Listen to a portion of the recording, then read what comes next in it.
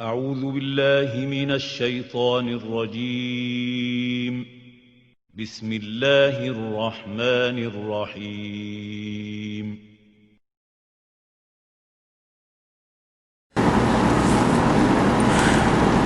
بسم الله الرحمن الرحيم. الحمد لله رب العالمين والعاقبة للمتقين ولا عدوان إلا على الظالمين، والصلاة والسلام على أشرف الأنبياء وسيد المرسلين وعلى آله وأصحابه أجمعين ومن تبعهم بإحسان إلى يوم الدين، وبعد. فأعوذ بالله السميع العليم من الشيطان الرجيم. بسم الله الرحمن الرحيم. كنتم خير أمة أخرجت للناس تأمرون بالمعروف وتنهون عن المنكر وتؤمنون بالله. رب اشرح لي صدري ويسر لي أمري واحلل عقدة من لساني يفقهوا قولي. رب زدني علما، رب زدني علما، رب زدني علما. اللهم علمنا ما ينفعنا وانفعنا بما علمتنا. سبحانك لا علم لنا إلا ما علمتنا إنك أنت العليم الحكيم.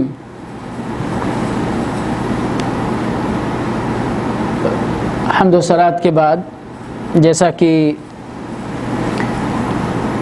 پچھلے درس میں یہ بات بیان کی گئی تھی کہ انشاءاللہ اس درس سے باقاعدہ اسلامی اخلاق اور آداب کا سلسلہ دوبارہ شروع کر دیا جائے گا بإذن اللہ تعالی. تو اس سلسلے کی پہلی کڑی لے کر آج میں حاضر ہوں انشاءاللہ، اور وہ ہے نصیحت. نصیحت ہمارے اردو زبان میں استعمال کریں تو نصیحت کرنے کو بولتے، یعنی موعظت، کسی کو اچھی بات بتانا، سمجھانا، اس کو نصیحت بولتے ہیں، ٹھیک ہے نا. لیکن عربی زبان میں جب نصیحہ کا لفظ استعمال کیا جاتا ہے، اور ہمارا موضوع عربی زبان کے اعتبار سے ہے جو میں آج بیان کرنا چاہتا ہوں انشاءاللہ، تو اس کا مطلب ہوتا ہے اپنے بھائی کے لیے خیر چاہنا، خیر خواہی، جس کو ہم اردو زبان میں ترجمہ کرتے ہیں خیر خواہی.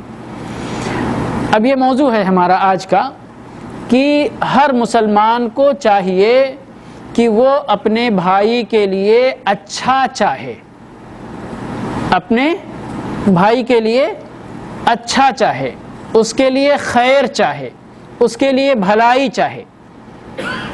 یہ ہے موضوع، یہ ہے ٹاپک. انشاءاللہ چند باتیں اس حوالے سے عرض کی جائیں گی کہ نصیحت اور خیر خواہی کی اہمیت شریعت میں کتنی زیادہ ہے، سمجھ گئے؟ اس کا معنی اور مفہوم کیا ہے، اس کا دائرہ کتنا وسیع ہے، کہاں کہاں ہم کو خیر خواہی کا معاملہ اپنے بھائیوں کے ساتھ رکھنا چاہیے، سمجھ گئے؟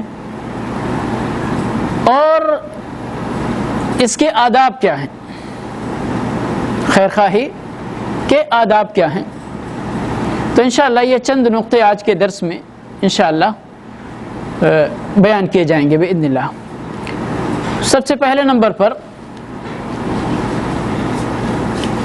نصیحت اور خیر خواہی کا مفہوم کیا ہے شریعت کی زبان میں. ہم عربی زبان کے اعتبار سے اس پر بحث نہیں کریں گے انشاءاللہ.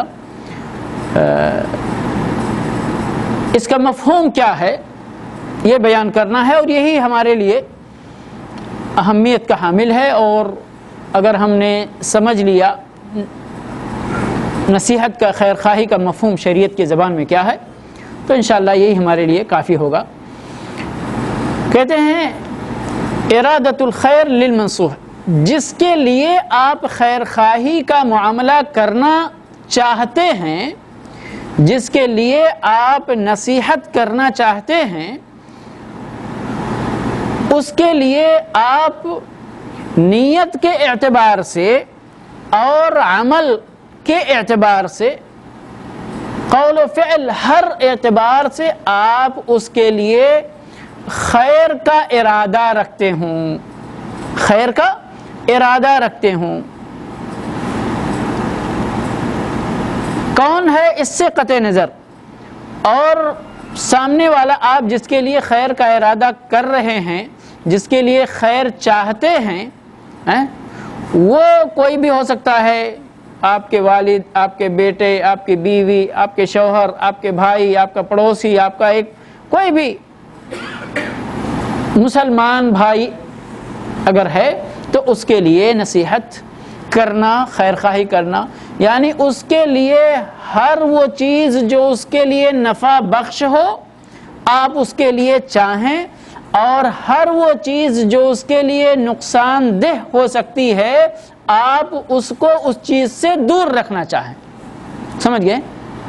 یہی خیر خواہی۔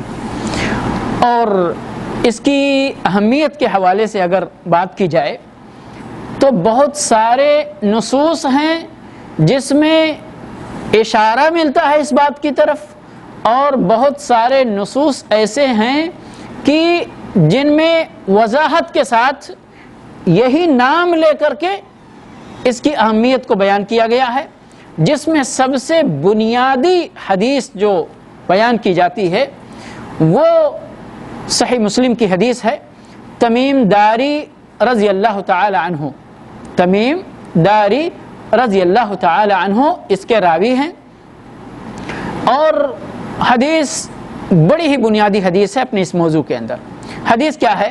فرماتے ہیں اللہ کے نبی صلی اللہ علیہ وسلم نے ارشاد فرمایا الدین النصیحہ۔ سبحان اللہ، انداز بیان پر توجہ دینے کی ضرورت ہے۔ آپ صلی اللہ علیہ وسلم نے فرمایا الدین النصیحہ، دراصل یہ دین اسلام، یہ دین نام ہے خیر خواہی کا، نام ہے خیر خواہی کا، بھلائی چاہنے کا۔ یعنی ایک بندہ جب مسلمان ہے، اللہ پر اس کا ایمان ہے، رسول صلی اللہ علیہ وسلم پر اس کا ایمان ہے، تو اس کا کوئی بھی قدم اپنے دیگر مسلمان بھائیوں کے لیے خیر خواہی سے خالی نہیں ہونا چاہیے۔ فرمایا تمیم داری رضی اللہ تعالی عنہ وضاحت طلب کرتے ہیں نبی اکرم صلی اللہ علیہ وسلم سے کہ اے اللہ کے نبی صلی اللہ علیہ وسلم، یہ نصیحت کی جو بات آپ فرما رہے ہیں کہ دین دراصل نصیحت اور خیر خواہی کا ہی نام ہے، یعنی جو بھی بندہ دین پر عمل پیرا ہونا چاہتا ہے اس کو ضروری ہے کہ اس کے اندر خیر خواہی کی صفت پائی جائے۔ تو یہ خیر خواہی کس کے لیے ہونی چاہیے؟ یہ خیر خواہی کس کے لیے ہونی چاہیے؟ سبحان اللہ، اللہ کے نبی صلی اللہ علیہ وسلم کو جوامع الکلم دیا گیا تھا۔ آپ کا ایک ایک کلمہ، ایک ایک مضمون، بلکہ ایک ایک کتاب کی حیثیت رکھتا ہے۔ فرمایا یہاں پر 5 کلمات فرمائے، فرمایا للہ، اللہ کے لیے نصیحت، ولی کتابہ، اور اللہ کی کتاب کے لیے نصیحت، ولی رسولہ، اور اللہ کے رسول کے لیے نصیحت، ولی ائمۃ المسلمین، اور مسلمانوں کے اماموں کے لیے نصیحت، ولی عامتہم، اور عام مسلمانوں کے لیے نصیحت۔ سمجھ گئے؟ عام مسلمانوں کے لیے نصیحت۔ اب آپ ذرا غور کریں کہ اس حدیث کے اندر یہ 5 کلمات جو اللہ کے نبی صلی اللہ علیہ وسلم نے فرما دیے، ان 5 کلمات کا دائرہ کتنا وسیع ہے۔ اس دائرے سے کوئی بھی مسلمان اللہ سے لے کے اللہ کے مسلمان بندوں تک کوئی بھی خارج ہے، باہر نکل سکتا ہے اس سے؟ نہیں، ممکن نہیں ہے، ممکن نہیں۔ فرمایا للہ، اللہ کے لیے نصیحت خیر خواہی، اللہ کی کتاب کے لیے قرآن کریم، اللہ کے رسول کے لیے نبی اکرم صلی اللہ علیہ وسلم، اور ولی ائمۃ المسلمین وعامتہم، اللہ، اس کے رسول اور رسول صلی اللہ علیہ وسلم کے اس دار فانی سے کوچ کر جانے کے بعد مسلمان 2 حصوں میں، یا تو حاکم ہے یا تو محکوم ہے نا، یا تو راعی ہے یا تو رعیہ ہے، یا تو حکمراں ہے یا تو اس کی رعایا ہے۔ یہ 2 لفظوں میں قیامت تک کے مسلمانوں کو نبی صلی اللہ علیہ وسلم نے گھیر دیا۔ فرمایا مسلمان اماموں کے لیے نصیحت اور مسلمان عام لوگوں کے لیے نصیحت، پبلک کے لیے نصیحت، مسلمان پبلک۔ سمجھ گئے؟ اسی طرح سے جریر بن عبداللہ البجلی رضی اللہ تعالی عنہ فرماتے ہیں کہ بایعت رسول اللہ صلی اللہ علیہ وسلم، میں نے اللہ کے رسول صلی اللہ علیہ وسلم سے بیعت کیا۔ کس بات پر بیعت کیا؟ علی اقام الصلاۃ، نماز قائم کرنے پر، وَإِيتَاءِ الزَّكَاةِ اور زکوٰۃ ادا کرنے پر، وَالنُّصْحِ لِكُلِّ مُسْلِمٍ اور ہر مسلمان کے لیے خیر خواہی کرتے رہنے پر۔ اب آپ دیکھیں اللہ کے نبی صلی اللہ علیہ وسلم کی ایک حدیث جس میں آپ صلی اللہ علیہ وسلم نے پوری اس شریعت اسلامیہ کو، پورے اس دین اسلامی کو نصیحت کے نام سے تعبیر کیا۔ یعنی اگر دین ہے تو نصیحت ہے، اگر نصیحت ہے تو دین ہے، اگر دین نصیحت نہیں ہے تو دین نہیں ہے۔ اب آپ اس کی اہمیت کے لیے اس سے زیادہ بلیغ انداز کیا اختیار کر سکتے ہیں؟ اتنا اہم ہے کہ اللہ کے نبی صلی اللہ علیہ وسلم اپنے صحابی سے بیعت کرتے ہیں تو نماز قائم کرنے، زکوٰۃ ادا کرنے کے ساتھ ساتھ ہر مسلمان کے لیے خیر خواہی کا جذبہ رکھنے اور خیر خواہی پر عمل پیرا ہونے کی بیعت لے رہے ہیں۔ سمجھ گئے؟ یہ تو نص ہے۔ اب اگر اسی طرح سے عام دلیلیں آپ لینا چاہتے ہیں تو اللہ کے نبی صلی اللہ علیہ وسلم نے ارشاد فرمایا، لا یؤمن احدکم، تم میں سے کوئی بھی سچا مومن نہیں ہو سکتا، حتی یحب لاخیہ ما یحب لنفسہ، یہاں تک کہ وہ اپنے مسلمان بھائی کے لیے وہ سب کچھ پسند کرے جو اپنے نفس کے لیے پسند کرتا ہے، جو اپنے نفس کے لیے پسند کرتا ہے۔ سمجھ گئے؟ تو کتنی عظیم حدیث ہے یہ، اور اس طرح سے اس سے ملتی جلتی جتنی بھی حدیثیں، جتنے بھی نصوص وارد ہوئے ہیں، سب کے اندر یہ خیر خواہی اور نصیحت کا معنی پایا جاتا ہے۔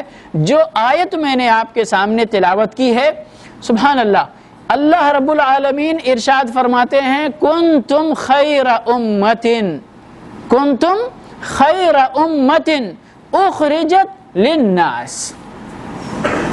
ہم کیا کہتے؟ ہم عام طور پر ہم جو یعنی نہیں سمجھتے دین کی اس بہترین صفت اور اس دین کی خوبی کو نہیں سمجھتے، کہتے ہم سے دوسروں سے کیا مطلب، یہ نہیں بولتے، مجھے تو اپنے سے مطلب ہے، دوسروں سے کیا مطلب۔ اللہ رب العالمین فرما رہا ہے کہ تم کو نکالا گیا ہے، کنتم خیر امت، تم اچھی امت ہو، ساری امتوں میں تم سب سے بھلی اور خیر والی امت ہو، لیکن تمہاری پیدائش اور تم کو کس لیے اس کائنات کے اندر پیدا کیا گیا؟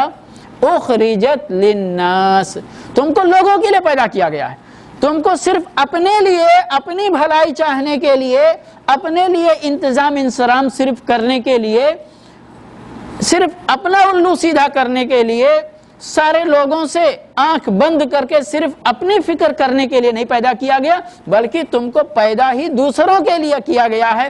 اور آج بھی جو لوگ معاشرتی خدمتگار ہوتے ہیں، سوشل ورکر ہوتے ہیں، اور اللہ رب العالمین اپنی توفیق سے، اپنے فضل اور احسان سے کسی کے دل میں معاشرے کی خدمت کا جذبہ ڈال دیتا ہے، تو وہ کہتے ہیں ہم تو اپنے لیے نہیں جی رہے، بلکہ ہم اپنے سماج کے لیے، اپنے معاشرے کے لیے، اپنے مسلمان بھائیوں کے لیے، اپنی انسانیت کی فلاح و بہبود کے لیے جی رہے ہیں، اپنے لیے نہیں جی رہے ہیں۔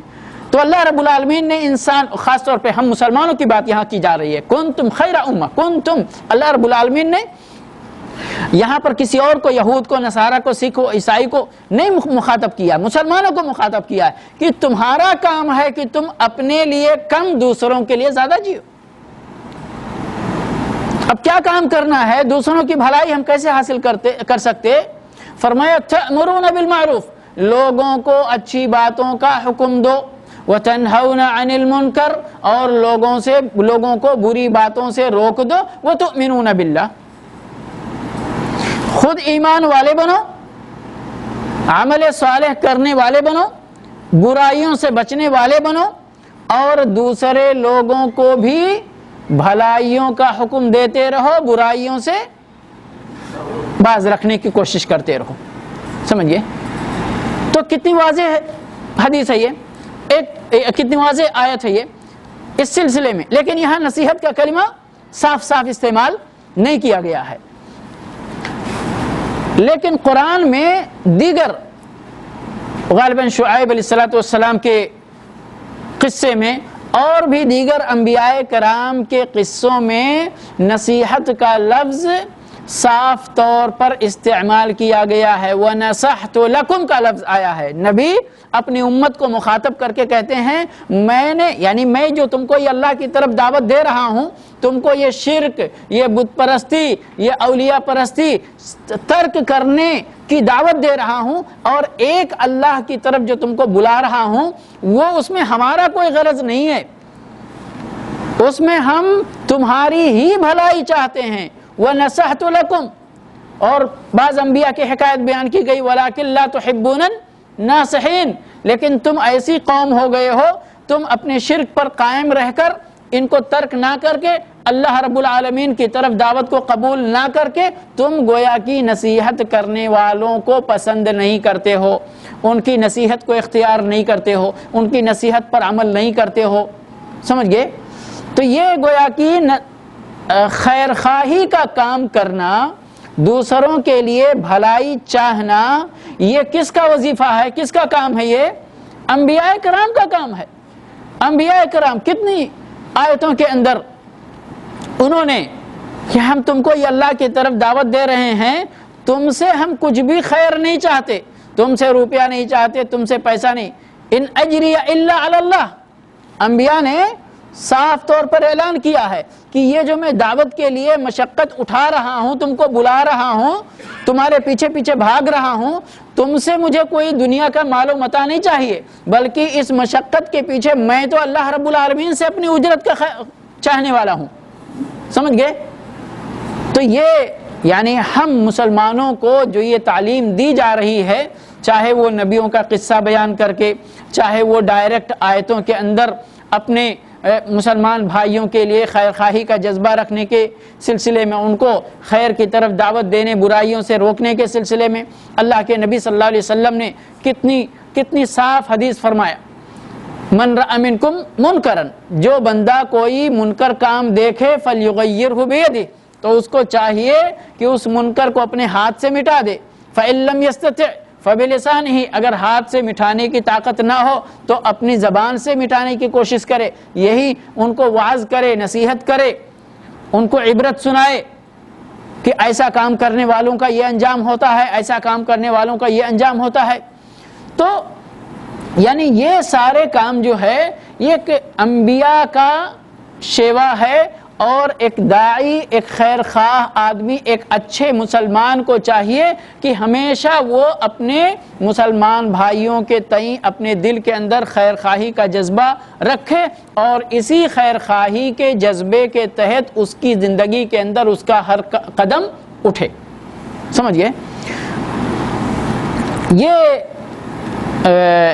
خیر خواہی کی جو بات یا نصیحت کی جو بات کی جاتی ہے، اس کا حکم کیا ہے شریعت کے اندر؟ اس کا حکم کیا ہے شریعت کے اندر؟ سمجھیے، کیا یہ واجب ہے، فرض عین ہے، فرض کفایہ ہے، یا کہ بعض حالات میں یہ فرض بن جاتا، بعض حالات میں صرف فرض کفایہ کی حیثیت رہتی ہے؟ تو علماء کے درمیان جیسے بہت سارے مسائل کے اندر اختلاف ہوتا ہے، یہاں اس مسئلے کے اندر بھی اختلاف ہے۔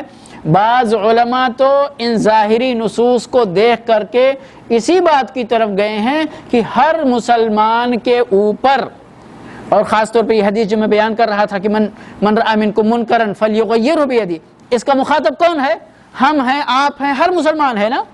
اللہ کے نبی صلی اللہ علیہ وسلم نے جو یہ حدیث فرمائی کہ ہر بندے کے لیے، جو مسلمان بھی اپنے معاشرے کے اندر کوئی منکر دیکھے تو حتی الاستطاع اپنی طاقت بھر، اپنی مقدور بھر اس کو مٹانے کی کوشش کرے، ہاتھ سے مٹائے، زبان سے مٹائے، نہیں مٹا سکتا ہے تو کم از کم اس کو برا سمجھے، تاکہ کسی بھی مرحلے میں اگر اس کو طاقت ملی تو وہ مٹانے کی کوشش کرے گا۔ لیکن کہتے ہیں کسی بھی برائی کے ختم کرنے کی پہلی سیڑھی ہوتی ہے، چاہے اپنی زندگی میں اور چاہے دوسری کی زندگی میں، پہلی سیڑھی ہوتی ہے کہ وہ بندہ اس برائی کا احساس کرے، آپ کسی چیز کو کب ختم کریں گے؟ جب اس کو غلط سمجھیں گے نا. اسی لیے بدعت اور گناہ کے اندر جو فرق کیا جاتا ہے کہ بدعت گناہ کے مقابلے میں، حتی حرام کے مقابلے میں بھی بدعت زیادہ خطرناک. کیوں زیادہ خطرناک ہے؟ بدعت کرنے والا اس کو نیکی سمجھ کے کرتا ہے، تو جو بندہ نیکی سمجھ کے کرے گا وہ کبھی اس کو چھوڑنا چاہے گا. لیکن ایک گنہگار شخص ایک گناہ جب کرتا ہے، چوری کرتا ہے، شراب پیتا ہے، زنا کرتا ہے، تو اس کے دل میں یہ احساس جرم رہتا ہے، یہ تو کام غلط ہے، میں غلط کر رہا ہوں. تو اس غلطی کے احساس کو ہم اصلاح کی پہلی سیڑھی کہتے ہیں. ایک نہ ایک دن اس کی زندگی میں یہ بات آ سکتی ہے کہ وہ اپنے اس غلطی کا مداوع کرے، اس کو اپنی زندگی سے نکال پھینکے. معاشرے کے اندر اگر ایسی کوئی چیز پائی جاتی ہے تو اگر اس معاشرے کے لوگ یا اس معاشرے کے عقل مند لوگ اگر اس کو برا سمجھیں گے، برائی سمجھیں گے، تو ایک دن اس کے مٹانے کے لیے کوشش کر سکتے ہیں، کہ نہیں ہے؟ لیکن اگر پورے معاشرے کے لوگ اس کو قبول کر لیں، برائی کا داغ اس پر سے ختم ہو جائے، تو ایک عام بات سمجھی جائے، جیسے آج ہمارے معاشرے کے اندر بہت ساری چیزیں ہو گئی ہیں، بہت ساری چیزیں ہو گئی، نہیں اس سے کہاں بچ سکتے، اس سے کہاں بچ سکتے، اس سے کہاں بچ سکتے. تو گویا کہ ہم نے اس کو اپنے زبان حال سے قبول کر لیا ہے. بھلے زبان سے کہتے رہے حرام ہے حرام ہے، لیکن جب اس سے نہیں بچ سکتے تو اس کا مطلب کیا ہے؟ ہمارے دل دماغ کے اندر بات بیٹھ گئی کہ نہیں صاحب آج کے زمانے میں اس سے بچنا ناممکن ہے، تو اس کا مطلب کیا ہے؟ قبول ہے ہم کو.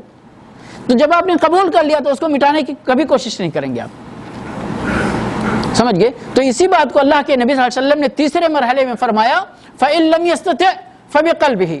اور بعض روایتوں کے اندر الفاظ ہیں وَذَلِكَ أَضْعَفُ الْإِيمَانِ، یعنی یہ ایمان کا سب سے کمزور درجہ ہے کہ ایک مسلمان آدمی کسی برائی کو برائی سمجھے، کسی برائی کو برائی سمجھے. برائی کو برائی سمجھنا چھوڑ دیا تو اصلاح کی امید نہیں کی جا سکتی ہے. تو یہاں پر یعنی جو شرعی حکم ہے نصیحت کا، اور نصیحت کا معنی کم سے کم ذہن میں یہ بدل لیں، چونکہ یہ شرعی لفظ ہے، ایک یعنی ٹرمینالوجی ہے یہ شریعت کا اصطلاح جس کو ہم بولتے ہیں. تو نصیحت کا مفہوم کیا ہے؟ ہم جو واعظ نصیحت سمجھتے ہیں وہ اپنی جگہ پہ اردو زبان میں سمجھیں، لیکن شریعت کے اندر جب نصیحت کا لفظ بولا جائے، سمجھ گئے، تو اس کا کیا مفہوم ہونا چاہیے؟ اپنے مسلمان بھائیوں کے لیے خیر خواہی کا جذبہ رکھنا، ان کے لیے خیر چاہنا.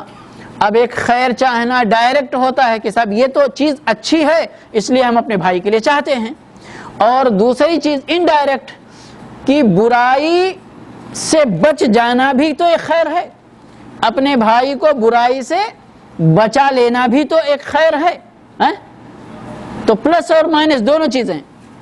آپ اپنے بچے کے لیے کیا کرتے؟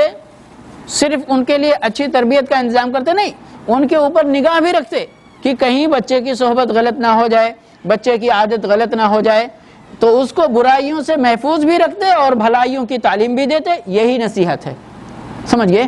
تو یہی سارے لوگوں کے لیے، ہم کو سارے مسلمان بھائیوں کے لیے چاہیے. لیکن اب اس کا شرعی حکم کیا ہے؟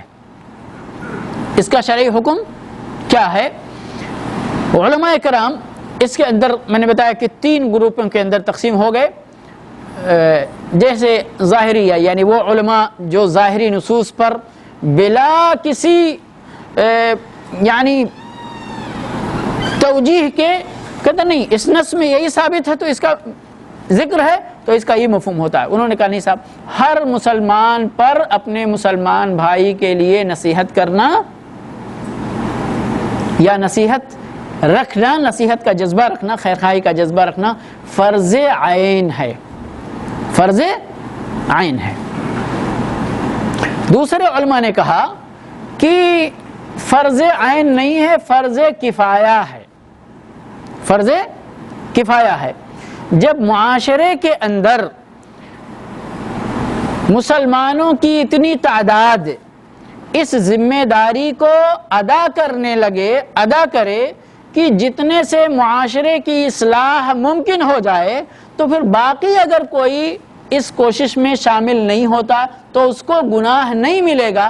لیکن اگر پورے معاشرے کے لوگ ہی اس ذمہ داری کو ترک کر دیں، چھوڑ دیں، تو پھر اس معاشرے کے ہر فرد کو گناہ ملے گا اور اس میں برابر کا مجرم شمار کیا جائے گا۔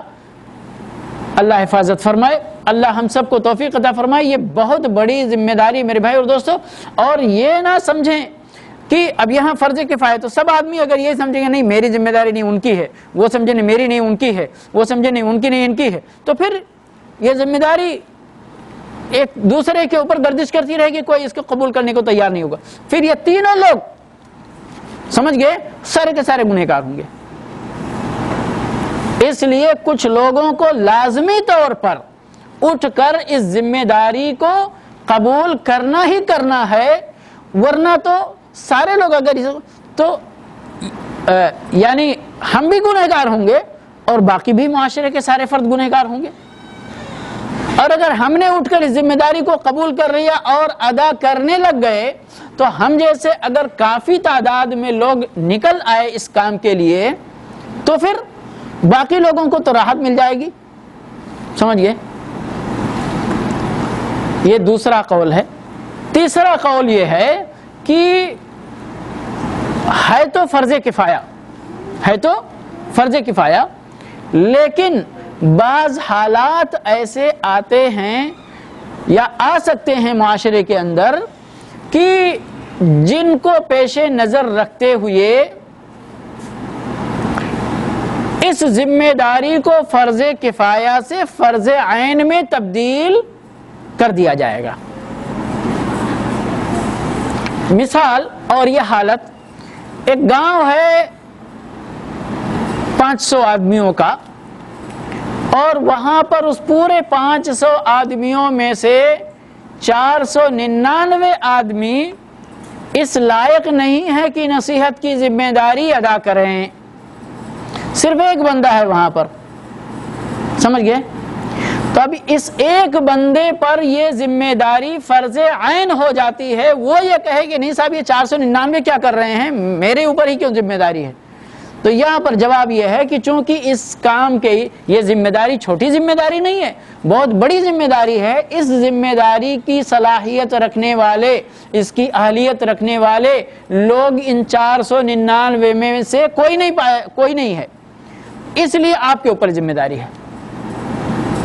اللہ رب العالمین نے قرآن کریم کے اندر فرمایا ہے وَلْتَكُمْ مِنْكُمْ أُمَّةٌ يَدْعُونَ إِلَى الْخَيْرِ وَيَأْمُرُونَ بِالْمَعْرُوفِ وَيَنْهَوْنَ عَنِ الْمُنْكَرِ، فرمایا تمہیں میں سے، امت محمدیہ میں سے ہی، وَلْتَكُمْ مِنْكُمْ أُمَّةٌ، اور یہاں امہ سے مراد اس بڑی امت میں سے ایک چھوٹی جماعت ایسی نکلنی چاہیے، لازمی طور پر نکلنی چاہیے کہ جو لوگوں کو خیر کی طرف دعوت دے، لوگوں کو بھلائی کی طرف بھلائی کا حکم دے، معروف باتوں کا حکم دے اور منکر باتوں سے ان کو روکے،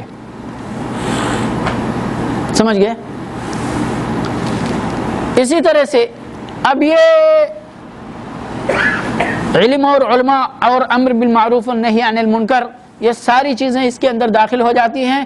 ایک گاؤں ہے جہاں پر 5000 کی آبادی ہے، اب اس 5000 کے لیے نصیحت کی ذمہ داری ادا کرنے کے لیے کم از کم 50 آدمی چاہیے، مثال کے طور پر، سمجھ گئے؟ 50 آدمی چاہیے۔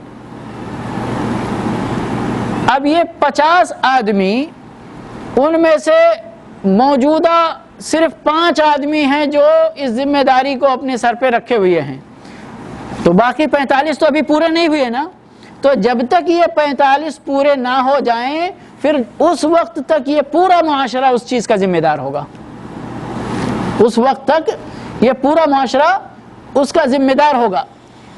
اسی طرح یعنی یہ دیکھیں فرض کفایہ کا ہم لوگ غلط ڈیفینیشن سمجھتے ہیں۔ فرض کفایہ کا یعنی ہمارے بہت سارے حتیٰ کہ علمی طبقے کے اندر یہ تعریف اس کی یہ کی جاتی ہے، فرض کفایہ یہ ہے کہ معاشرے کے بعض آدمی اس ذمہ داری کو ادا کر لیں تو باقی لوگوں سے یہ ذمہ داری ختم ہو جاتی ہے، اسی طرح تعریف کی جاتی ہے، لیکن یہ تعریف صحیح نہیں ہے۔ تعریف یہ ہے کہ اس ذمہ داری کو ادا کرنے کے لیے جتنی تعداد ہونا چاہیے اتنی تعداد جب یہ کام کرنے لگے تو باقی لوگوں سے ذمہ داری ختم ہو جائے گی. جب تک وہ تعداد مکمل نہیں ہوتی جب تک پورا معاشرہ اس کا ذمہ دار ہوتا. اب یہی مثال یہ نصیحت کی ہے اور یہی مثال عالم پیدا کرنے کی. اب اگر کوئی گاؤں ہے جس کی آبادی 5,000 کی ہے, جس کی آبادی 50,000 کی ہے, اب یہ 50,000 یا 5,000 کی تعلیم کے لیے جتنی تعداد کافی ہونی چاہیے اتنی تعداد میں اگر اس آبادی نے علماء پیدا نہیں کیے تو پوری آبادی گنہگار ہوگی. آج جو ہم لوگ یعنی انگلش میڈیم کی طرف ہمارا رجحان ہے کہ کوئی مولوی بنانے کے لیے جلدی تیار نہیں ہوتا اور اپنے اعتقاد کے مطابق اللہ رب العالمین سے گویا کہ روزی چھیننے کے لیے ہمارا بیٹا سائنٹسٹ بن جائے گا تو اس کی روزی میں کشادگی ہوگی, اگر مولوی بنے گا تو فقیر کا فقیر ہی رہے گا, اس لیے ہم اس کو اس لائن میں نہیں ڈالیں گے. اب معاف کیجئے گا, مطلب بہت سارے ہمارے علماء گروپ کا بھی یہی ذہن کام کرتا ہے. اللہ رب العالمین جن کو توفیق نہیں دے تو یہی ذہن ہوتا ہے. یعنی روزی کا معاملہ ہمارا سب کا ایمان ہے کہ روزی کون دیتا ہے؟ اللہ سے کوئی روزی چھین سکتا ہے؟ کوئی کتنا بڑا ڈاکٹر ہو, کوئی کتنا بڑا انجینئر ہو, کتنا بڑا سائنٹسٹ ہو, کتنا بڑا روزی اگر روزی کو اگر تعلیم سے جوڑ دیں تو جاہلوں کو تو بیچاروں کو بھوکے مر جانا چاہیے. روزی کو اگر نیکی اور بدی سے جوڑ دیں تو برے لوگوں کو تو بھوکے مر جانا چاہیے. تو روزی کا ایک الگ فلسفہ ہے اللہ رب العالمین کے یہاں, اور اللہ رب العالمین اپنی حکمت سے کسی کو زیادہ دیتا ہے, کسی کو کم دیتا ہے. وہ مولا جانتا ہے کہ کسی کو زیادہ دینے میں بھلائی ہے یا کم دینے میں بھلائی ہے.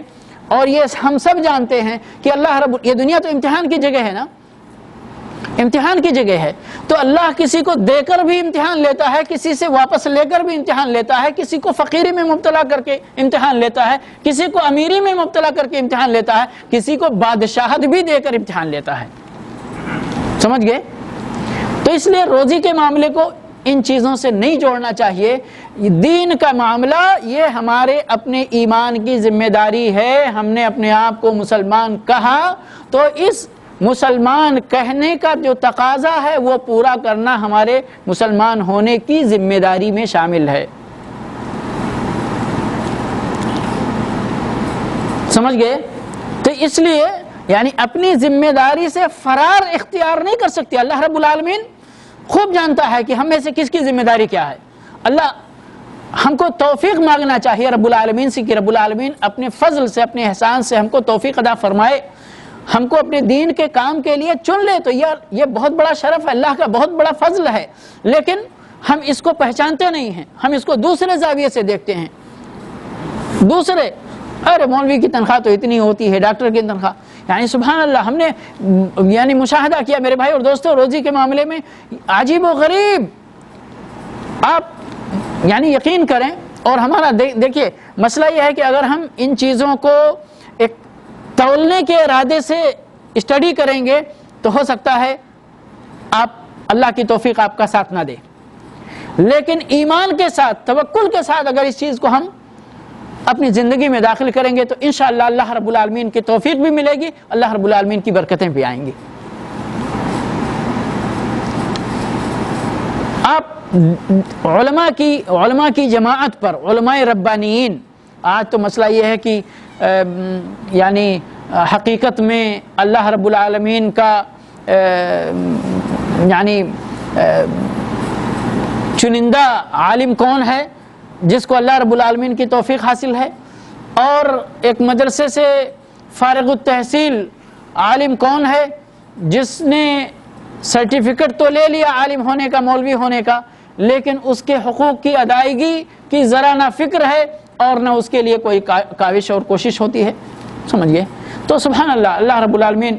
بہرحال ہم یہاں جو بات عرض کر رہے تھے وہ یہی کہ بعض حالات ایسے آتے ہیں جن حالات کے اندر نصیحت اور خیر خواہی کا کام, دعوت کا کام, دین سیکھنے سکھانے کا کام, قرآن سیکھنے سکھانے کا کام, امر بالمعروف والنہی عن المنکر کا کام, یہ ذمہ داری ادا کرنے کا کام بعض حالات میں یہ فرض عین بن جاتے ہیں، اس لیے ہمیں دھوکے میں نہیں رہنا چاہیے، اپنی طاقت کے مطابق اس ذمہ داری کو قبول کر کے اس کو نبھانے کی کوشش کرنی چاہیے، اس کو نبھانے کی کوشش کرنی چاہیے۔ یہاں ایک چیز یاد رہے، جب ہم ابھی پریکٹیکل پہ آ رہے ہیں کہ بھئی ٹھیک ہے ہم نے اس کی فضیلت کو سمجھ لیا، اس کی اہمیت کو سمجھ لیا، اب نصیحت کی ذمہ داری، خیر خواہی کی ذمہ داری ہم نے قبول کر لیا، تو اب اس ذمہ داری کو ادا کرنے کا طریقہ کیا ہونا چاہیے، اس کے آداب کیا ہونے چاہیے، اور اسی سے ملتی جلتی ایک چیز اور ہوتی ہے، اس کے درمیان اور نصیحت کے درمیان فرق کرنا بہت ضروری ہے۔ آپ دیکھیں گے بہت سارے لوگ ایک دوسرے پر تنقید کرتے ہوئے نظر آئیں گے، جرح کرتے ہوئے نظر آئیں گے، سمجھ گئے؟ فلاں تو ایسا ہے، فلاں تو ایسا ہے، فلاں تو ایسا ہے، یا سامنے ہی شروع کر دیں گے، سامنے ہی شروع کر دیں گے کہ آپ یہ کام کرتے ہیں تو بہت غلط ہے۔ اب 10 لوگ ہیں ساتھ میں اور سب سن رہے ہیں، اور آپ کس چیز کا دعویٰ کر رہے ہیں، بہت سارے لوگ، کہ میں اس کو نصیحت کرنا چاہ رہا ہوں، ہے نا، یہی ہوتا ہے، میں اس کو نصیحت کرنا چاہ رہا ہوں۔ سبحان اللہ، یہ آپ نصیحت نہیں کر رہے بلکہ کیا کر رہے، فضیحت کر رہے ہیں۔ کیا کر رہے، اس کو فضیحت کر رہے، آپ اس کی خیر خواہی نہیں بلکہ آپ اس کی بھرے مجلس کے اندر، بھری بزم کے اندر اس کو رسوا کر رہے ہیں۔ تو یہ اسی کے ساتھ ساتھ، یعنی جہاں آپ نے نصیحت کی اہمیت کو سمجھا، اسی کے ساتھ ساتھ آپ کو ضروری ہے کہ کسی کی فضیحت اور کسی کی نصیحت کرنے میں جو فرق ہے اس فرق کو بھی سمجھیں، اور آپ نصیحت کرنے والے بنیں، فضیحت کرنے والے نہ بنیں۔ سمجھ گئے؟ تو یہاں یہ باقی اور انشاءاللہ چند آداب ہیں، وہ میں درس کے آخر میں انشاءاللہ بتاتا ہوں۔ نصیحت کہتے ہیں اس کے میدان، نصیحت کا میدان کیا ہے، یعنی کس کس چیز میں اس بات کی ضرورت پڑتی ہے کہ آپ اپنے مسلمان بھائی کو نصیحت کریں، کہاں، زندگی کے کس کس شعبے میں، سمجھ گئے؟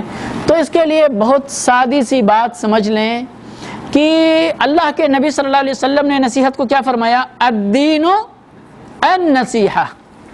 اب آپ بتائیے کہ اپنی زندگی کے کسی مرحلے میں، کسی گوشے میں، کسی شعبے میں آپ دین سے مستغنی ہو سکتے، دین سے بے نیاز ہو سکتے؟ آپ جوان ہیں تو دین کی ضرورت ہے، بوڑھے ہو گئے تو دین کی ضرورت نہیں ہے، آپ جوان ہیں تو دین کی ضرورت نہیں ہے، بوڑھے ہو گئے تو دین کی ضرورت ہے، شادی بیاہ میں آپ کو دین کی ضرورت نہیں ہے، بزنس میں دین کی ضرورت ہے، بزنس میں دین کی ضرورت نہیں ہے، صرف عبادت میں دین کی ضرورت ہے۔ ایسا کچھ فرق کر سکتے؟ نہیں کر سکتے نا۔ مطلب کیا ہے اس کا، کہ جس طرح دین کو ہماری ہر آنے جانے والی سانس کے ساتھ ضرورت ہے، اسی طرح سے نصیحت کی بھی ہر آتی جاتی سانس کے ساتھ ضرورت ہے۔ زندگی کے ہر مرحلے میں، زندگی کے ہر شعبے میں نصیحت کی ضرورت ہے۔ بچہ پیدا ہوتا ہے، تھوڑا سا بڑا ہوتا ہے، جہاں سے اس کی تربیت کا مرحلہ شروع ہوتا ہے، حتیٰ کہ اس سے پہلے بھی ایک نوزائیدہ بچہ پیدا ہوتا ہے، اب ایک ماں کیا کرتی ہے اس کے ساتھ، صرف اس کو دودھ پلا کے چھوڑ دیتی ہے؟ نہیں، اس کے لیے اس زندگی کے اس مرحلے کے مطابق جو بھی چیزیں اس کے لیے بھلی ہوتی ہیں، ایک ماں اس کے لیے پیش کرنے کی کوشش کرتی ہے۔ یہ دنیاوی بات ہے، بھلے ہی اس کی زندگی کے لیے ہے، لیکن ہے اس کی بھلائی کے لیے اس کو گرمی چاہیے تو گرمی دینا، اس کو ٹھنڈی چاہیے تو ٹھنڈی دینا، اس کے لیے دوائی چاہیے تو دوائی لانا، آرام دہ چاہیے کپڑے تو آرام دہ کپڑے لانا، یہ ساری چیزیں خیر خواہی کے اندر شامل ہو جاتی ہیں. سمجھ گئے؟ خیر خواہی کو یعنی ایک دم محدود کر کے بالکل سمجھنا ہی غلط ہے. خیر خواہی ہماری دنیا میں بھی ہوتی ہے اور خیر خواہی میں ہماری دین کے اندر بھی ہوتی ہے. خیر بھلائی سب جانتے ہیں نا، اپنے بھائی کے لیے بھلائی چاہنا. اب بھلائی دین کی بھی ہوتی ہے اور بھلائی دنیا کی بھی ہوتی ہے. تو یہ دونوں چیزیں اس چیز کے اندر. اور اگر اس حدیث کو ملا لیں آپ، لا یؤمن احدکم حتی یحب لاخیہ ما یحب لنفسہ، آپ اپنے لیے کیا اچھا سمجھتے، اچھی نوکری اچھا سمجھتے، اچھی تعلیم اچھا سمجھتے، اچھا گھر اچھا سمجھتے، اچھا جو بھی آپ مطلب یہ ہے کہ ہم اس کو بیان نہیں کر سکتے شریعت میں، اسی لیے ایک قاعدہ کلیہ ایک عام چیز بیان کی جاتی ہے. جو آپ کو اپنے لیے پسند ہے وہ اپنے بھائی کے لیے پسند کرو، بات ختم ہو گئی نا.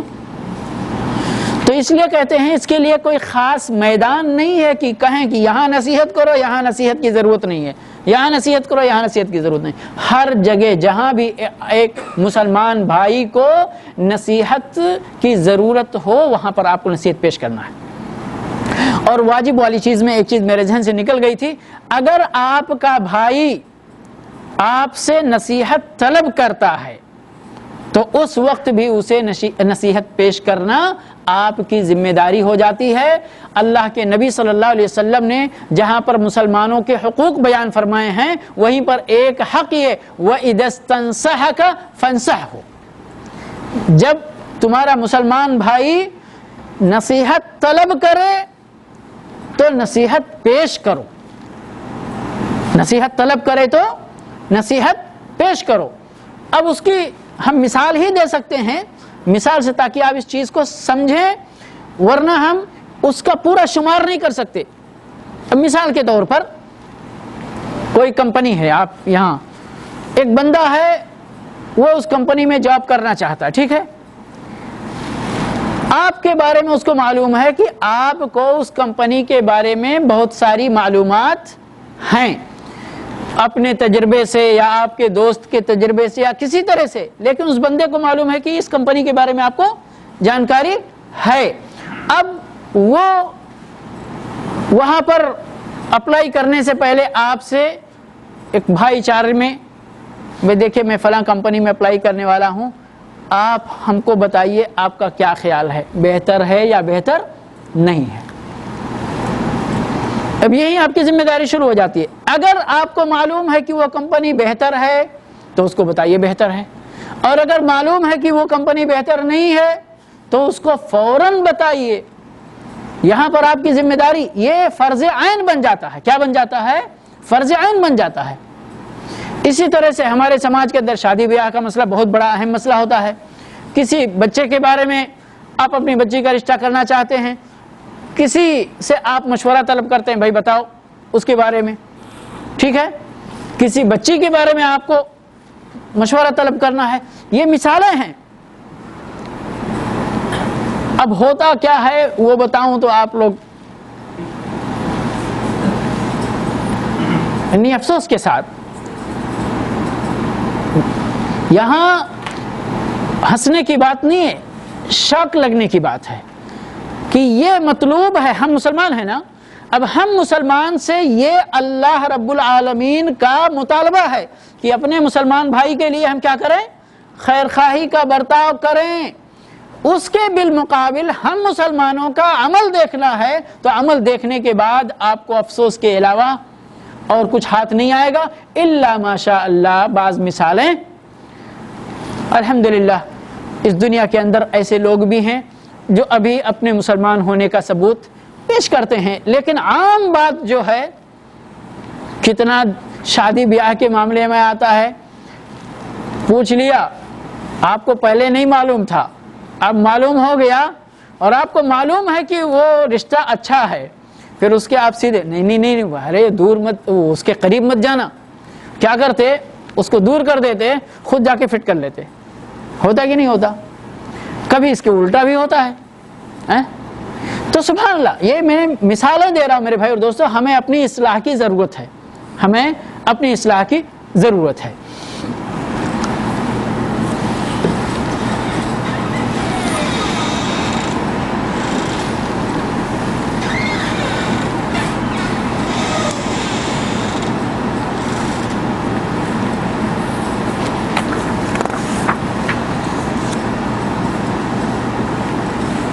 چند باتیں میں 9:15 تک درس ختم کرنے کا عہد لے کے بیٹھا تھا انشاءاللہ، اس لیے بہت ساری چیزیں چھوڑ کر، اور اتنا جتنا آپ لوگوں نے سن لیا انشاءاللہ اگر اس پر عمل کر لیں صحیح طور پر تو انشاءاللہ ہمارے لیے کافی ہے باذن اللہ تعالی انشاءاللہ.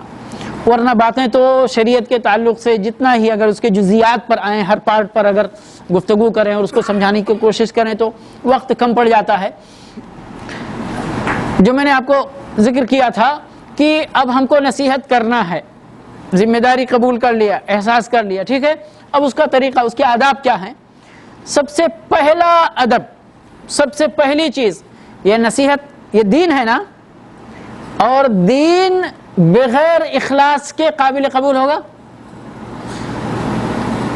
آپ نصیحت کا کام کریں لیکن آپ کے دل کے اندر نیت ہو کہ سارے معاشرے کے لوگ ہماری واہ واہ کریں گے، دیکھو فلاں آدمی کتنا اچھا ہے، وہ سارے لوگوں کے لیے بھلائی ہی بھلائی چاہتا ہے، کبھی کسی کے لیے برائی نہیں چاہتا ہے نا. اگر آپ نے لوگوں کی منہ سے اپنی تعریف سننے کی نیت لے کر یہ کام کرنا شروع کر دیا معاشرے کے اندر تو لوگ تو آپ کی تعریف کریں گے، اللہ کے یہاں آپ کے کچھ نہیں ملے گا. اس لیے پہلا کام کیا ہونا چاہیے؟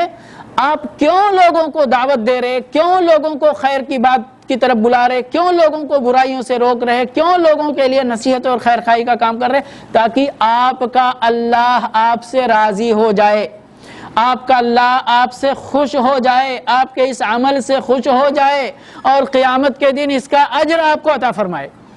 قیامت کے دن اس کا اجر آپ کو عطا فرمائے. یہ پہلی چیز ہے اور بہت اہم چیز ہے، اس کے بغیر ایک مسلمان آدمی کی زندگی میں اس کا کوئی بھی عمل قابل قبول نہیں. دوسری جو اہم بات ہے وہ آپ جب کسی کی خیر خواہی کریں، چاہے وہ برائی کا ارتکاب کر رہا ہے اس کو روکنا ہے، بھلائی کے کاموں میں کوتاہی کر رہا ہے بھلائی کی طرف اس کو دعوت دینا ہے، سمجھ گئے. حتیٰ اپنے دنیاوی معاملات میں وہ کوتاہ کر رہا ہے، اپنے بچوں کے حق میں کوتاہی کر رہا ہے، اپنی بیوی کے حق میں کوتاہی کر رہا ہے، اپنے ماں باپ کے حق میں کوتاہی کر رہا ہے، اپنے پڑوسی کے حق میں کوتاہی کر رہا ہے، اور آپ اس کو نصیحت کرنا چاہتے ہیں تو کیا طریقہ ہونا چاہیے؟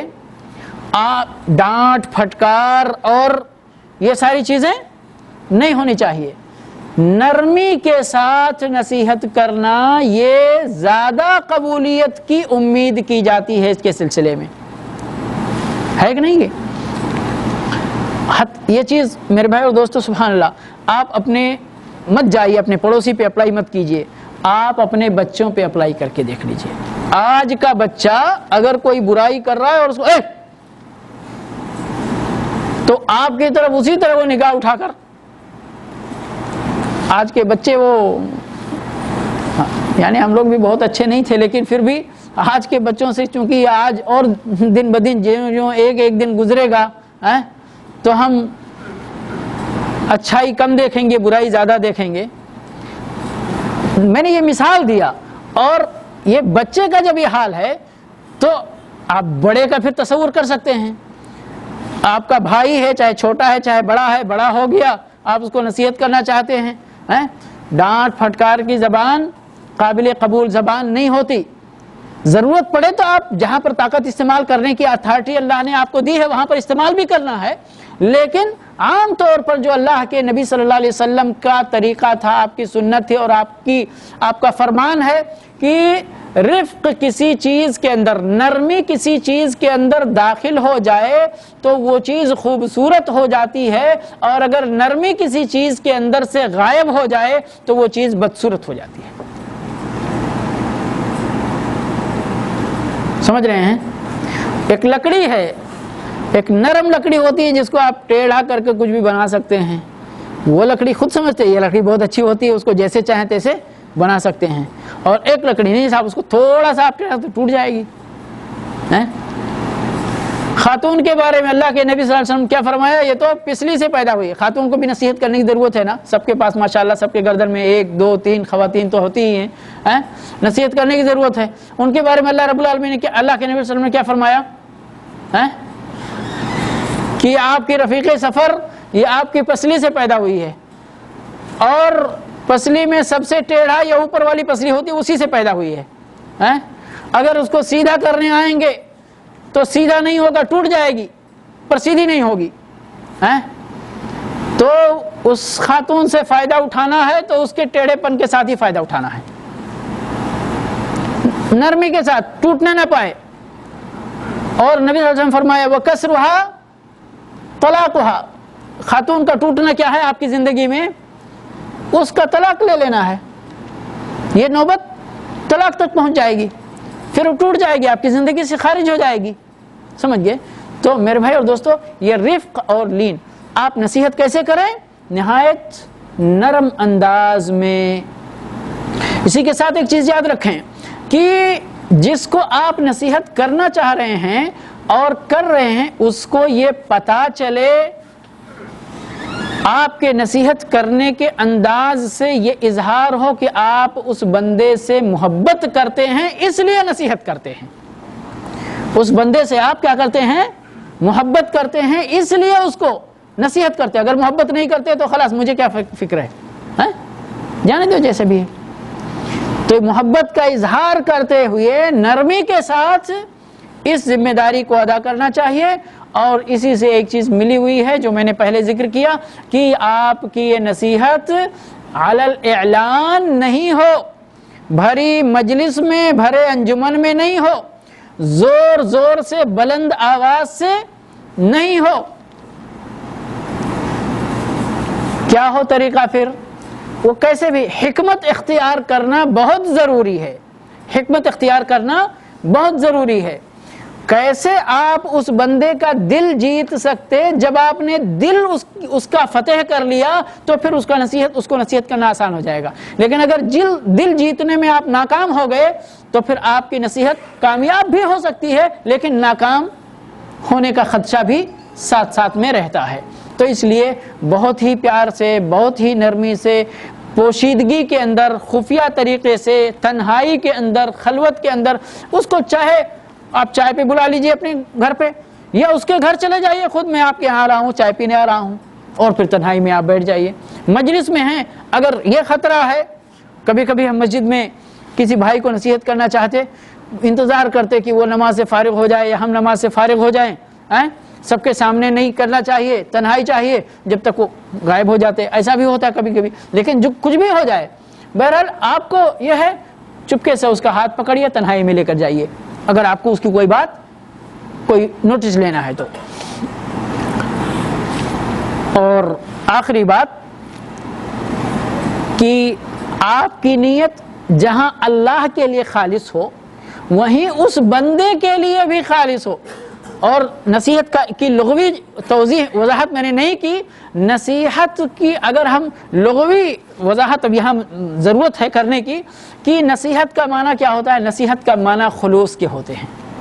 اگر لغوی زبان میں ہم عربی کہتے ہیں، اہل لغت نے بیان کیا ہے نصحت العسل، نصحت العسل یا عسل، عسل کہتے ہیں شہد کو، اور نصحتوں کا لفظ عسل کے لیے کب استعمال کرتے؟ آپ کو معلوم ہے کہ چھتا ہوتا ہے، چھتے کو کاٹتے ہیں تو اس میں سب کچھ رہتا ہے نا، مال میٹیریل کے ساتھ سب رہتا ہے، تو جب اس کو صاف کر کے خالص شہد الگ کر لیتے تو اس کے لیے عربی لوگ استعمال کرتے ہیں خلصت نصحت العسل، ہم نے شہد کو بالکل صاف ستھرا کر دیا ہے۔ تو اس بندے کے لیے جس کی آپ نصیحت کر رہے ہیں نا، اس کے لیے بھی آپ کے دل میں خلوص ہونا چاہیے، سچی محبت ہونی چاہیے، سمجھ گئے؟ تو یہ بات ہے۔ درس کے آخر میں نصیحت کے سلسلے میں چند مثال بیان کرنا چاہتا ہوں، اور نہیں ہو تو ایک ہی پہ اکتفا کرتا ہوں۔ حسن اور حسین رضی اللہ تعالی عنہما جمیعاً کے بارے میں واقعہ بڑا مشہور ہے کہ کسی بزرگ آدمی کو ان دونوں نے دیکھا کہ وہ وضو کر رہے تھے لیکن وضو میں بہت غلطیاں ہو رہی تھیں. اب یہ بچے ہیں اور وہ بوڑھے ہیں, ان کے دل میں تو آیا کہ دادا جان کو سکھانا چاہیے وضو کا طریقہ, لیکن اب ہم تو چھوٹے چھوٹے ہیں, ہم کیسے ان کو برا نہ مان جائیں کہ یہ چھوٹا سا بچہ ہم کو سکھانے آیا ہے. انسان کی طبیعت ہوتی ہے نا. تو ان لوگوں نے کیا پلان کیا بنایا آپس میں, چلو ہم لوگ کہتے ہیں کہ دادا جان آپ ہی ہم کو ذرا وضو کا طریقہ سکھائیے, بتائیے کیا کہتے ہیں. کہتے ہیں ہم دونوں کے بارے میں آپ ذرا فیصلہ کیجئے کہ ہمارا وضو صحیح ہے یا ہم دونوں میں سے کس کا وضو زیادہ بہتر ہے. باری باری پھر حسن اور حسین وضو کرتے ہیں. اس بزرگ کو پتہ چل جاتا رہے یہ لوگ تو بچے ایسے ایسے وضو کر رہے ہیں. تو یہاں پر تعلیم بھی ہو جا رہی ہے اور بزرگ کو اس بات کا احساس نہیں ہو رہا کہ ان بچوں نے میری غلطی کو نوٹ کیا ہے, نوٹ کر کے میری اصلاح کرنا چاہ رہے. اصلاح بھی ہو جا رہی ہے, لاٹھی سانپ بھی مر گیا, لاٹھی بھی بچ گئی. اسی لیے ایک مثال اور دے دوں, کھانا ریڈی ہے تو لائیں لوگ.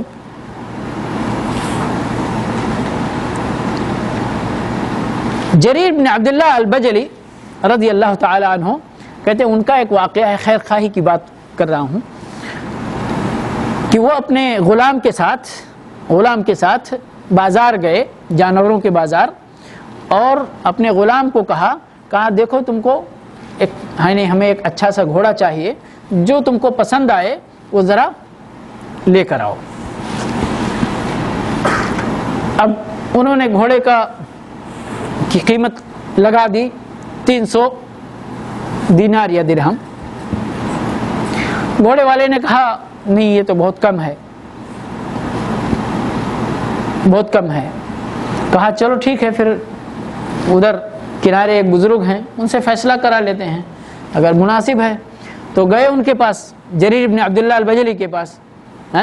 تو انہوں نے کہا نہیں یہ تو گھوڑا 300 سے بہت قیمتی ہے. کہا کتنے کے لائق ہے, پھر 500 کے لائق ہے. کہا نہیں اس سے بھی زیادہ قیمتی ہے. ہوتے ہوتے بات 700 تک پہنچی. کتنے تک پہنچی؟ 700 تک. اور شاید بات پکی ہو گئی. تو غلام نے کہا آپ نے یہ کیا کیا, ہم تو 300 میں پٹا رہے تھے اور آپ بڑھاتے بڑھاتے 700 تک لے کر گئے, اپنے پیر پہ خود ہی کلاڑی مارا آپ نے. تو کہا میاں معلوم نہیں ہے وہ کیا کہہ رہا تھا کہ آپ اس کے بارے میں اپنا خیال ظاہر کیجئے کہ یہ گھوڑا کتنے کے لائق ہے. یعنی مجھ سے پوچھ رہا تھا نصیحت اور مشورہ, تو میں نے اللہ کے نبی صلی اللہ علیہ وسلم کے ہاتھ پر بیعت کیا ہے ہر مسلمان بھائی کے لیے نصیحت کا معاملہ کرنے پر, تو میں اس کے ساتھ کیسے دھوکہ کروں؟ جب وہ گھوڑا واقعی اتنے کے لائق تھا تو میں کیسے بولوں نہیں اتنے کے لائق ہے.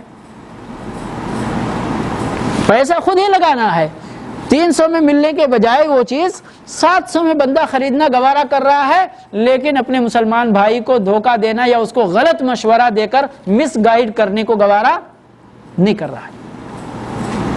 اور صحابہ کرام کی, علماء کی, ائمہ کی, انبیاء کی سیرت پڑھتے رہیں. دراصل پڑھنا بھی چاہیے ہم کو.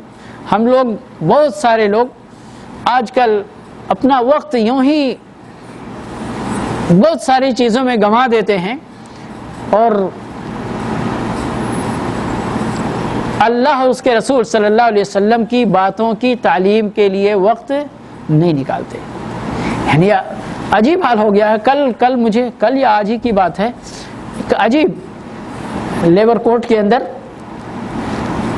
ایک بندے کی ہیئرنگ تھی. وہ جو انسپکٹر ہوتے, مفتش یا محقق جو بولتے ہیں, فائل کھلی ہوئی ہے, فائل کھلی. اب دیکھیں یعنی وہ جج کی حیثیت رکھتے, وہ سمجھیے اس وقت سمجھ رہے ہیں. مجھے اتنا تعجب ہوا کہ میں کیا بتاؤں. لکھ رہے تقریباً بات پوری ہو گئی. اب فائل کلوز کرنے سے پہلے موبائل اٹھایا, ہم لوگ بیٹھے ہوئے ہیں, میں ٹرانسلیٹر کی حیثیت سے بیٹھا ہوا ہوں, وہ ہے اس کا کفیل ہے, 3 بیٹھے ہوئے ہیں تھانے, باقی کم سے کم 5-6 لوگ لائن میں لگے ہوئے ہیں. آ کر کے ہر تھوڑی دیر پہ جو ہے دروازہ جھانکتے ہیں, احساس دلاتے ہیں کہ بھئی ہم لوگ لائن میں لگے ہوئے ہیں. یہ ان کو روک رہے. موبائل اٹھایا, میرے اندازے سے کم از کم 7 منٹ, کم از کم 7 منٹ. اس وقت 7 منٹ کی ویلیو ہوتی ہے کہ آپ کے انتظار میں آپ کون کون کہاں کہاں سے آیا ہوا ہے, وہ چیٹنگ کر رہے ہیں موبائل پہ, صاف صاف دکھائی دے رہا ہے. واٹس ایپ پہ چیٹنگ ہو رہی ہے, انسٹاگرام جو بھی ہے. تو انسان سبحان اللہ آج کل یعنی قیمتی اور اہم چیزوں میں ٹائم دینے کو چھوڑ کر کے یوں ہی کتنی ایسی چیزوں میں ٹائم دینے لگا ہے کہ جو اس کے لیے نہ دین میں فائدے کا باعث ہے اور نہ دنیا میں فائدے کا باعث ہے. تو اس لیے میرے بھائی اور دوستو, یہ میں نے بہت ہی مختصر سے نصیحت کے موضوع کی وضاحت کی ہے, ورنہ تو گفتگو اور بھی ابھی بہت کچھ کی جا سکتی ہے اس پر. لیکن میری ایک ہی درخواست ہے کہ تھوڑا تھوڑا پڑھنے کی کوشش کریں, قرآن پڑھیں, نبی صلی اللہ علیہ وسلم کی حدیث پڑھیں, علماء کی تفسیر اور شروح حدیث پڑھیں. ایک کتاب خریدیں, سرہانے رکھ لیں, جب بھی لیٹیں تھوڑا سا 1 صفحہ 2 صفحہ پڑھ کر سو جائیں. ہو سکتا ہے کہ نہیں ہو سکتا؟ 360 دنوں میں 720 صفحہ آپ کا ختم ہو جائے گا اگر دو صفحہ ایک دن پڑھیں گے تو. اب 720 صفحے میں کتنا علم آپ کو حاصل ہو سکتا ہے, آپ اس کا اندازہ کر سکتے ہیں؟ صرف 2 صفحہ. ہمارے ایک استاذ تھے مقتدی حسن اظہری, وفات پا گئے, اللہ رحم فرمائے, مغفرت فرمائے. ان کے بارے میں ان کے بھانجے نے, یعنی ہمارے استاد تھے اور بھانجا بھی ان کا شاگرد تھا, ہم لوگوں کے ساتھ سینئر تھا, بولے ہمارے ماموں رات میں بھی 2 بجے ان کی نیند کھل جاتی ہے, کتاب رکھتے سرہانے میں, 2 بجے بھی ان کی نیند کھل جاتی ہے تو اٹھ کر کچھ پڑھنے لگتے ہیں, پھر نیند آنے لگتی ہے, پھر سو جاتے کتاب رکھ کر. لیکن کھل گئی نیند تو آپ اس 5 منٹ صحیح 10 منٹ صحیح وہ ٹائم چاہیں تو آپ فائدہ اٹھا لیں, چاہیں تو اس کو ضائع کر لیں. کروڑ بدلنے میں وہ ٹائم آپ کا چلا جائے گا. لیکن اگر پڑھنے لگیں گے, نیند تو آنا ہے, اپنے ٹائم پہ آ جائے گی پھر, لیکن اس ٹائم کو آپ فائدے میں استعمال کر لیں گے. لیکن ہم لوگوں کے اندر یعنی سبحان اللہ جو اقرا والی قوم تھی, اقرا والی قوم ابھی اقرا سے اتنی ہی دور ہو گئی ہے جتنی قریب اس کو ہونا چاہیے. اللہ رب العالمین سے دعا ہے کہ پروردگار ہمیں توفیق عطا فرمائے کہ ہم اپنے اللہ کے لیے, اللہ کی کتاب کے لیے, اس کے رسول کے لیے یہ وقت دینا چاہیے تھا. اس نقطے پر بھی اس کا کیا مفہوم ہوتا ہے, لیکن وقت نہیں ملا. انشاءاللہ وقت ملے گا تو وضاحت کر دیں گے, ہو سکتا ہے آئندہ درس میں ہی باذن اللہ.